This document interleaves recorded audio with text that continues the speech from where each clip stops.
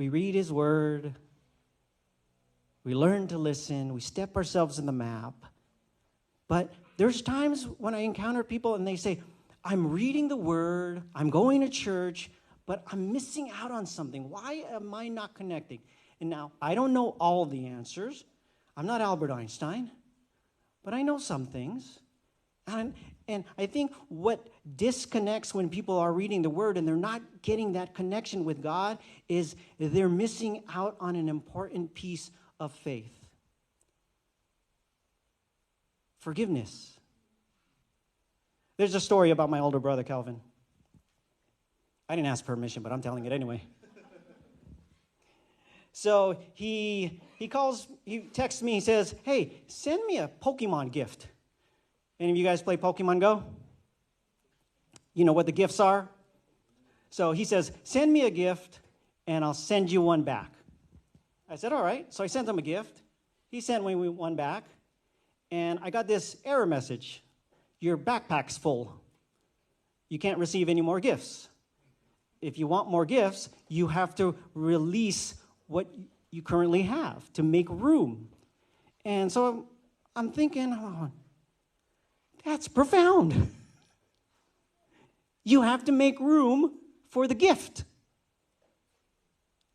Too many times, our backpack's full of hurt, hatred, discouragement, pain, and because we're holding on to so much, we can't receive God's grace. It's like you're holding in both hands these things that hurt you along life's journey, and then someone comes up to you and wants to give you the ultimate gift, but you can't receive it because your hands are full. You have to release. It's been said that unforgiveness is like drinking poison, expecting the other person to die. Harry Houdini was once, he was the magician. He can get out of anything, escape artist. They tested him. They put him in a cell. And then they gave him some time to escape. And he's usually can get out pretty quick. And he's trying to unlock the door. He's trying to unlock the door the best he can. And after hours of trying, he's ready to give up. And he leans on the door. And the door opens up. The door was never locked.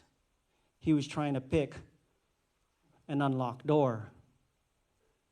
You got to realize that if you're holding on, you're in a prison.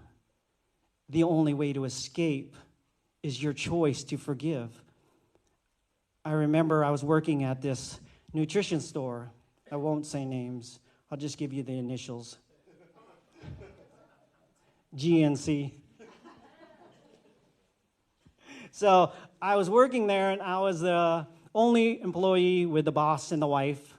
And I believe I was a good employee. I opened the store, I closed the store, I helped as much as I could. Top salesman, then again, I was the only salesman. But one time, my boss decided to give me a gift because of my hard work. There was this medicine pack that was like $60, called an animal pack. And he wasn't paying me that much money, so I'm like, yeah, I'll take that gift.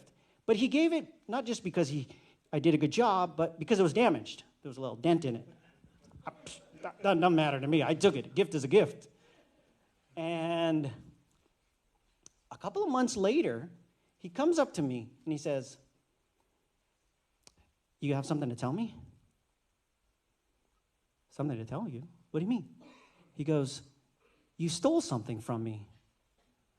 I did? I didn't steal anything from you. He said, it was that animal pack.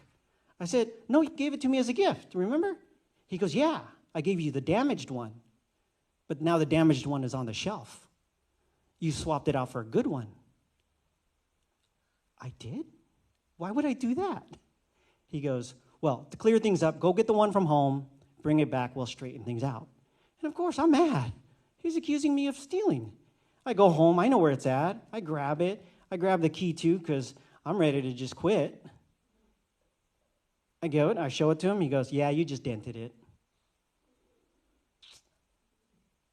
I put the key down. He handed me his check. He was ready to let me go. Don't know why, but I guess he no longer needed me. And I kept on thinking about all the ways I could destroy this man. I thought about putting like sugar all over the front of the store so that ants and cockroaches would come in. I thought putting bologna on his blue Prelude in the middle of the summer so it would leave like rings around. I saw him at a bar one time, and I just wanted to just clock him. That's how much hatred I had for this man because of so much pain that he caused me to think I did something that I didn't. And I just kept thinking, why am I allowing him to hurt me so much? He probably doesn't even know how much he hurt me. He probably doesn't even care how much he hurt me. So I went into prayer and I just said, Lord, please take this from me. And when I asked him to take it from me, he released me of the baggage I was carrying. And that allowed the gifting of God to come into me because eventually I got a better job.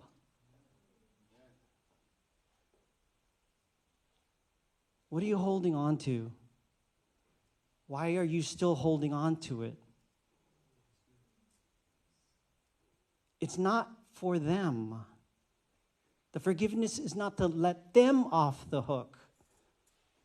Forgiveness is to let you off the hook.